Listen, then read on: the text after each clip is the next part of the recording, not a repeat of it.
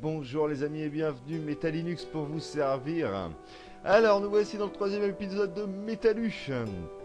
Et pour l'occasion, je vais vous présenter, fini la fiction, fini la fantasy, on va passer à l'Égypte avec Imhotep, l'inventeur d'éternité. C'est du gros, c'est du lourd, c'est du très bon. Alors j'ai pas le format de poche, je suis désolé, hein, moi j'aime bien les gros bouquins. Il existe en format de poche, voilà. Donc, ce genre de littérature, c'est un mélange en fait. Enfin, l'auteur, hein, Christian Jacques, il fait un mélange de littérature. C'est-à-dire que il est égyptologue, essayiste et romancier, ce qui fait de lui quelqu'un qui va créer des romans euh, à base, à base de réalité, de faits réels. Les pharaons, enfin les pharaons, les personnes qui vont intervenir, vont être des personnes réelles, des faits réels, mais il va romancer le tout pour donner une dimension supérieure, je dirais. Donc voilà, donc ça c'est pour expliquer un petit peu qui est Christian Jacques, hein. Honnêtement, c'est quelqu'un qui est très intéressant, que ce soit dans ses essais, que ce soit dans ses romans, que ce soit sur ses comptes rendus d'égyptologie. Enfin, bon. Donc voilà, c'est vraiment quelqu'un d'intéressant, je vous conseille de voir. Maintenant, on va s'intéresser un petit peu plus quand même à l'histoire qu'est donc Imhotep, l'inventeur d'éternité. Je vous mettrai sûrement sur le côté, alors je sais pas de quel côté encore, c'est pas l'habitude, mais je vous mettrai certainement sur le côté la couverture du bouquin, histoire que vous voyez bien. Peut-être même d'autres couvertures de bouquins, histoire de bien vous montrer différentes choses qu'il propose. Donc, on va parler, voilà, maintenant vraiment de Imhotep, l'inventeur d'éternité.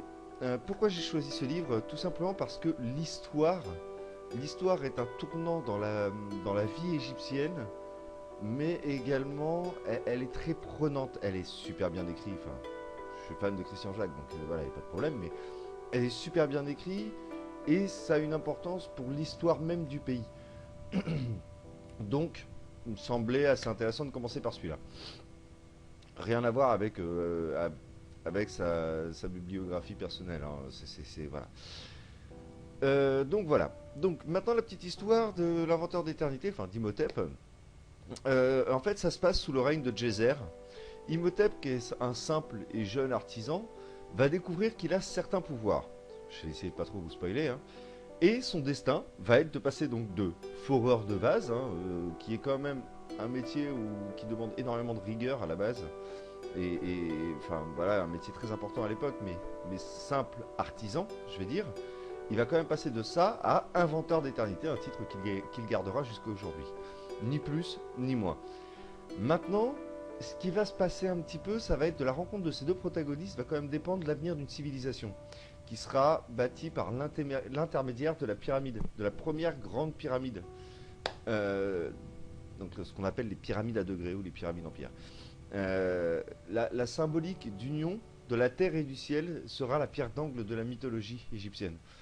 Enfin, la mythologie, la croyance comme quoi Pharaon est divin.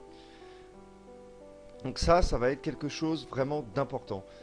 Mais, bah forcément, si ça s'était bien passé, si dans le bouquin ça se passait bien, ça prendrait 3 pages.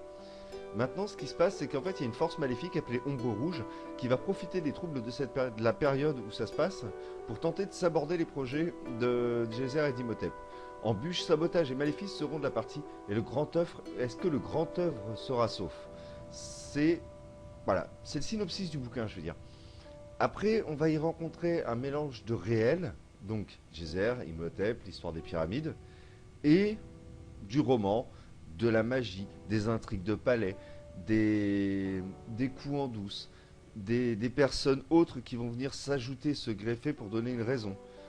Donc voilà.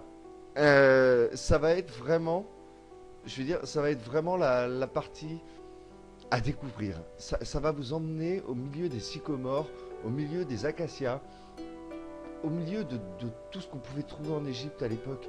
Quand vous goûterez le vin, enfin quand vous lirez le goût du vin, vous l'aurez en bouche. C'est juste magnifique.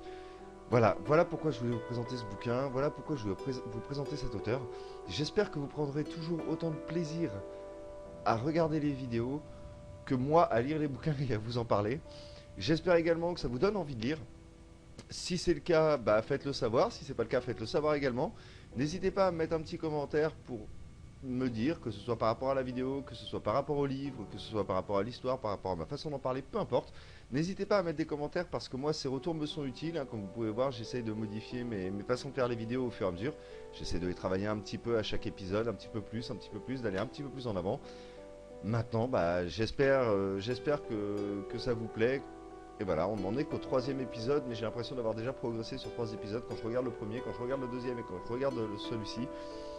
Voilà, il y a eu pas mal de travail d'évolution. N'hésitez pas, donnez-moi votre avis, excusez-moi pour ce problème de diction. Donnez-moi votre avis. Et puis bah, je vous dis allez, à la prochaine. Ciao, ciao.